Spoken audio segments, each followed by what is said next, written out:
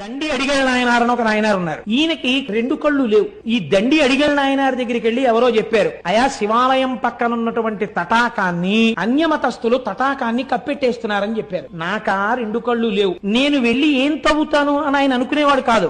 రాత్రి వాళ్ళు పని చేయరు కదా, వాళ్ళు ఎంత కప్పెట్టేశారో నేనంతా మళ్ళీ తవ్వేస్తానని ఈయన గుణపం పారా పట్టుకుని అందులో దిగిపోయేవాడు. వాళ్ళు కొన్ని వందల మంది కలిసి కప్పెట్టేవారు. ఈయన ఒక్కడు అంధుడు దిగేవాడు. దిగి పారతో వేసేసి అది ఎటు వేస్తున్నాడో కూడా తెలియదు ఆయన పాపం. తడుముకుంటూ వెళ్లి పైన వేసేసి నేను మళ్ళీ శివుడికి తటాకం తవ్వేస్తున్నాను అనేవాడు. ఒక రోజు తెల్లవారిపోయిందని తెలుస్తుందా? తెలియదు ఆయనకు. అంధుడు. అన్యమతస్థులు వచ్చేసారు. వచ్చేసి చూశారు. హోరి గుడ్డివాడా, అంధుడా, మేము కప్పెట్టే తటాకాన్ని నువ్వు తవ్వగలిగిన మొనగాడివా? నువ్వు తవ్వుతావురా అంధుడివి అన్నాడు. ఆయనకి ఎక్కడ లేని కోపం వచ్చేసింది, మూర్ఖత్వం వచ్చేసింది ఆ కోపంలోంచి. ఏమన్నారా నన్ను అంధుడు అన్నారా? మా స్వామే కనుక ఉన్నది నిజమైతే ఇవాళ రాత్రి మళ్ళీ నేను తటాకం తవ్వడానికి వస్తాను కదా, నా కళ్ళు కనపడాలి, మీ కళ్ళు పోవాలన్నాడు. ఎంత చిత్రమైన మాట చూడండి. మూర్ఖత్వంతో అన్నాడు అంతే ఆ మాట. వాళ్ళు పెద్ద పరిహాసం చేశారు. నోరు మొయ్యి, రాత్రికి మళ్ళీ తటాకం తవ్వుతావా?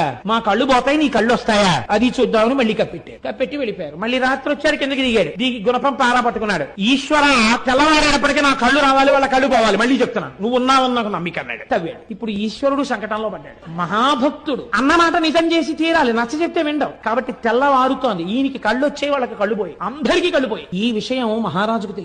దండి అడిగల నాయనారని ఒక నాయనారు ఉన్నారు. ఈయనకి రెండు కళ్ళు లేవు. ఈ దండి అడిగల నాయనారు దగ్గరికి వెళ్లి ఎవరో చెప్పారు, అయా శివాలయం పక్కన ఉన్నటువంటి తటాకాన్ని అన్యమతస్థులు తటాకాన్ని కప్పెట్టేస్తున్నారని చెప్పారు. నాకా రెండు కళ్ళు లేవు, నేను వెళ్లి ఏం తవ్వుతాను అని ఆయన అనుకునేవాడు కాదు. రాత్రి వాళ్ళు పని చేయరు కదా, వాళ్ళు ఎంత కప్పెట్టేశారో నేనంతా మళ్ళీ తవ్వేస్తానని ఈయన గుణపం పారా పట్టుకుని అందులో దిగిపోయేవాడు. వాళ్ళు కొన్ని వందల మంది కలిసి కప్పెట్టేవారు. ఈయన ఒక్కడు అంధుడు దిగేవాడు. దిగి పారతో వేసేసి అది ఎటు వేస్తున్నాడో కూడా తెలియదు ఆయన పాపం. తడుముకుంటూ వెళ్లి పైన వేసేసి నేను మళ్ళీ శివుడికి తటాకం తవ్వేస్తున్నాను అనేవాడు. ఒక రోజు తెల్లవారిపోయిందని తెలుస్తుందా? తెలియదు ఆయనకు. అంధుడు. అన్యమతస్థులు వచ్చేసారు. వచ్చేసి చూశారు. హోరి గుడ్డివాడా, అంధుడా, మేము కప్పెట్టే తటాకాన్ని నువ్వు తవ్వగలిగిన మొనగాడివా? నువ్వు తవ్వుతావురా అంధుడివి అన్నాడు. ఆయనకి ఎక్కడ లేని కోపం వచ్చేసింది, మూర్ఖత్వం వచ్చేసింది ఆ కోపంలోంచి. ఏమన్నారా నన్ను అంధుడు అన్నారా?